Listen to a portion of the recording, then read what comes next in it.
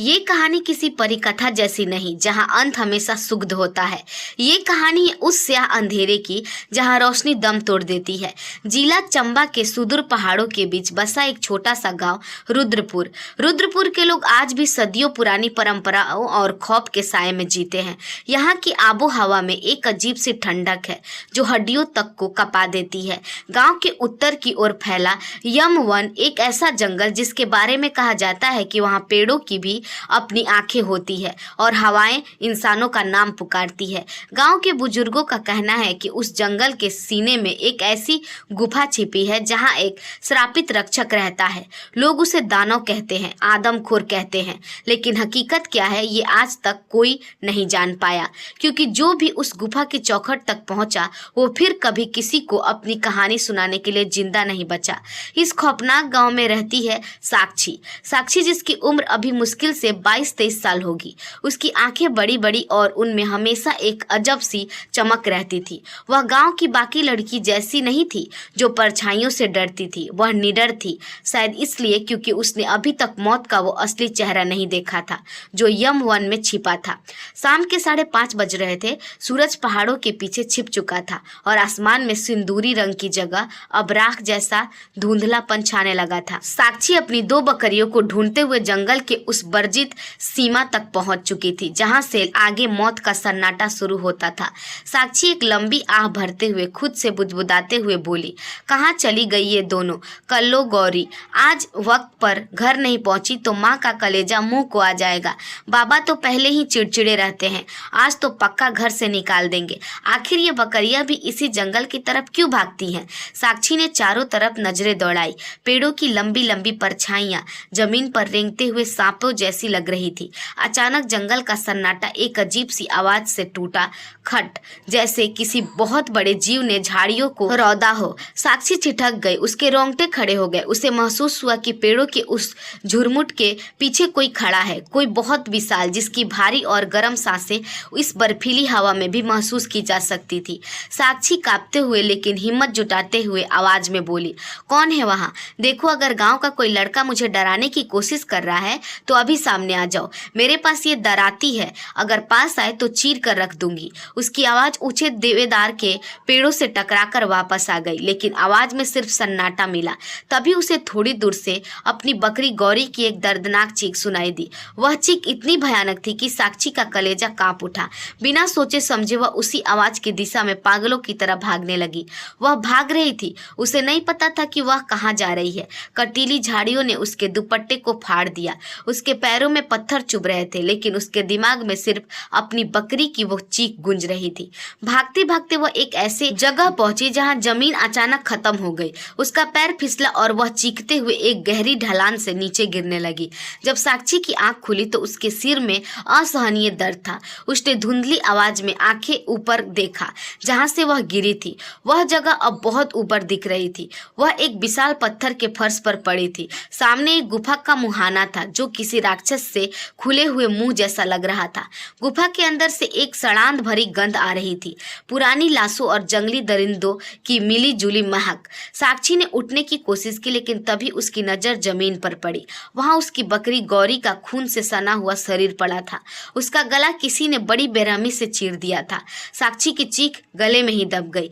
वह पीछे हटने लगी, लेकिन तभी गुफा के उस घने अंधेरे में से 2 नीली जलती हुई आंखें उसकी तरफ बढ़ने लगी। साक्षी को नहीं पता था कि वो गुफा नहीं बल्कि एक श्रापित दुनिया का दरवाजा है, और वो नीली आंखें किसी शैतान की थी या किसी रक्षक की जिसे खुद प्यार की तलाश थी।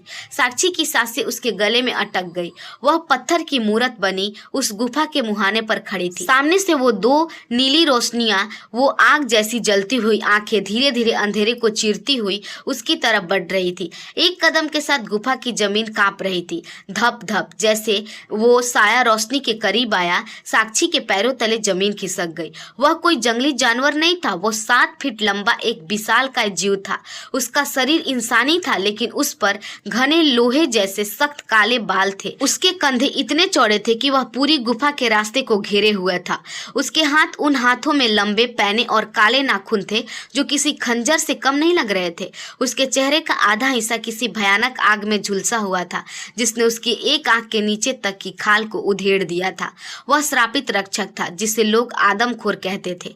साक्षी फुसफुसाते हुए आंखों में आंसू और गले में कंपन लिए बोली, नहीं नहीं भगवान, मुझे बचा लो, मुझे मत मारना। मैं बस अपनी बकरी ढूंढने आई थी, मुझे घर जाना है, मेरी माँ इंतजार कर रही होगी। साक्षी ने पीछे हटने की कोशिश की, लेकिन उसके पीछे गुफा की ठंडी और पथरीली दीवार थी।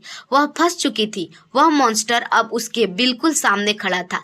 उसकी लंबी परछाई साक्षी को पूरी तरह ढक चुकी थी। उस जीव की भारी और गर्म सांसें साक्षी के चेहरे पर पड़ रही थी। साक्षी ने अपनी आंखें कसकर बंद कर ली और अपना चेहरा फेर लिया। उसे लगा अब वह विशाल हाथ उसकी गर्दन दबोच लेगा और सब खत्म हो जाएगा, लेकिन वार नहीं हुआ। साक्षी को महसूस हुआ कि कुछ बहुत ही कोमल और गर्म उसके माथे को छू रहा है। उसने डरते डरते अपनी एक आंख खोली। वह दंग रह गई। उस भयानक जीव ने अपना डरावना हाथ उठाया था, लेकिन उसे मारने के लिए नहीं।